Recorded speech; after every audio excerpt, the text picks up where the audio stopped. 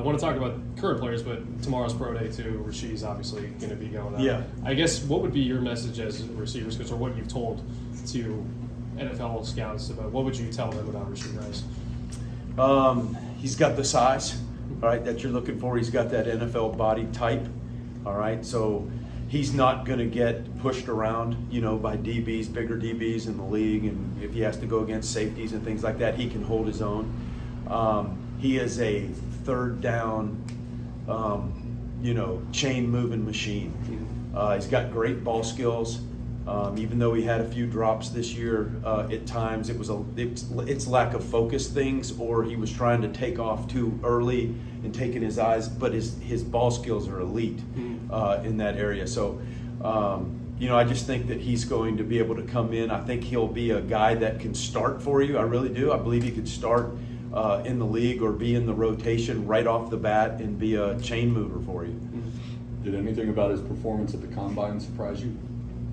No, it was, I think we were all wanting him to, maybe run a little bit faster, but that's about for his size and everything. I thought he did a good job. I was a little surprised. I thought it kind of showed his explosiveness. His vertical jump numbers that's incredible. He had very, very similar numbers to Brandon Ayuk that I had at Arizona State. Very similar.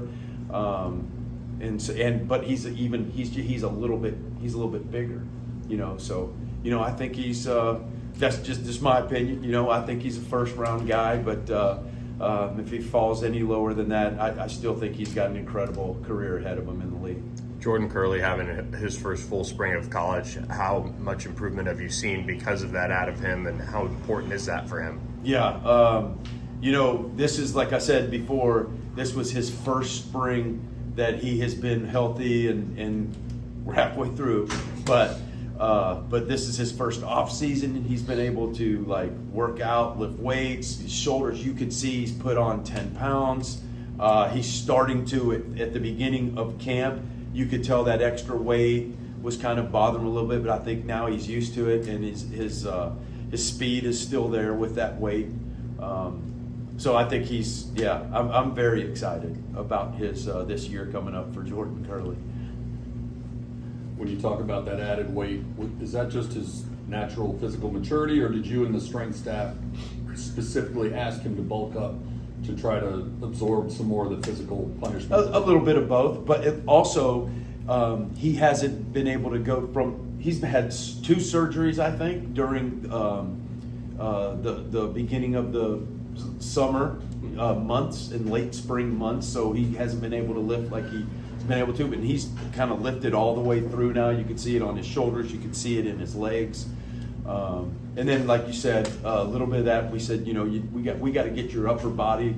It seems like you've had some shoulder things go on, and let's bulk up your shoulders a little more, and he's done that, and Grizz and his staff did a great job with that. Between Jordan, Keyshawn, and Romello, it seems like there's a lot of speed out there. How do you tap into more speed this season, or do you kind of things kind of stay the same? It's just an added element. Yeah, it's really with our natural offense,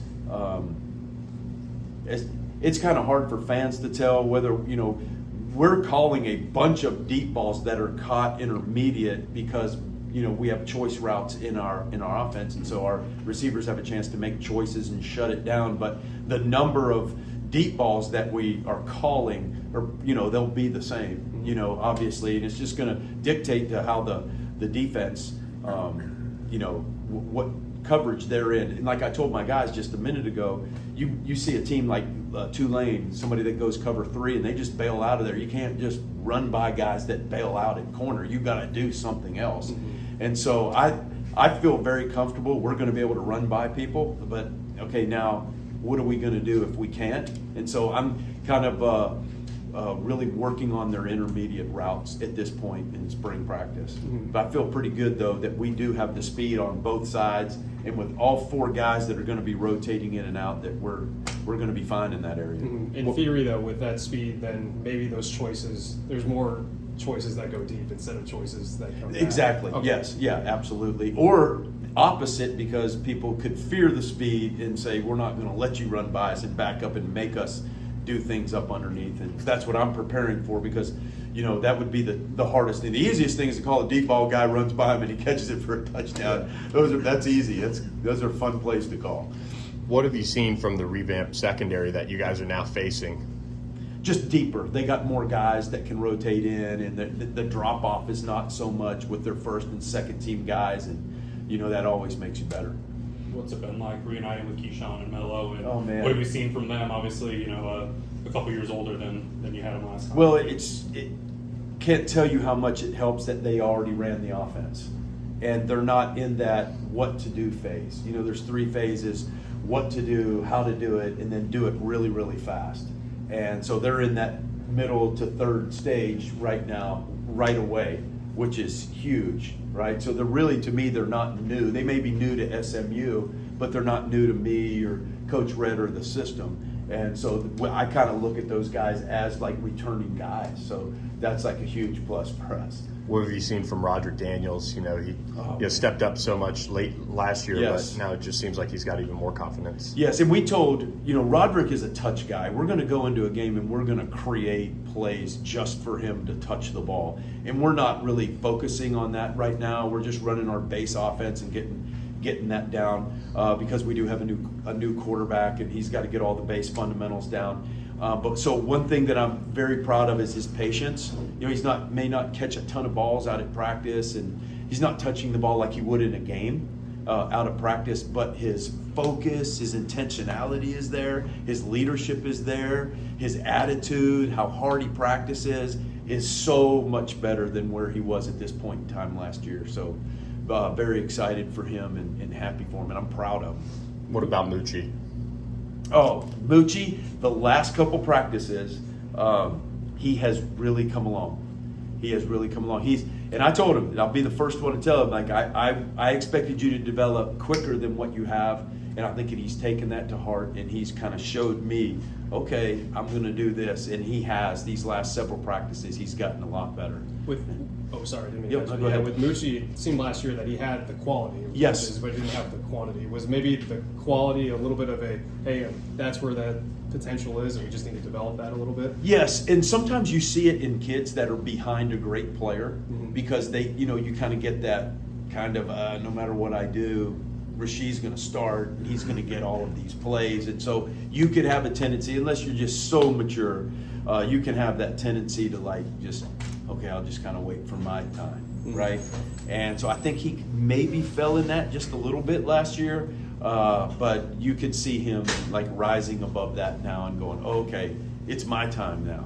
All right, and so we're starting to see that from him. To piggyback off of that a little bit, as you said last year, a lot was going through Rashee.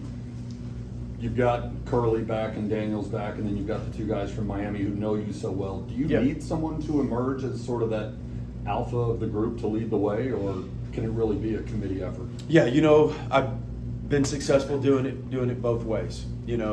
I think we're at a stage where if whoever the starters are, they go in and then they have to rest, and then we bring the second team guys in there. I don't feel like there's that much of a drop off this year where we can rotate 4 guys and not worry about it. So, like I said, I've done it both ways.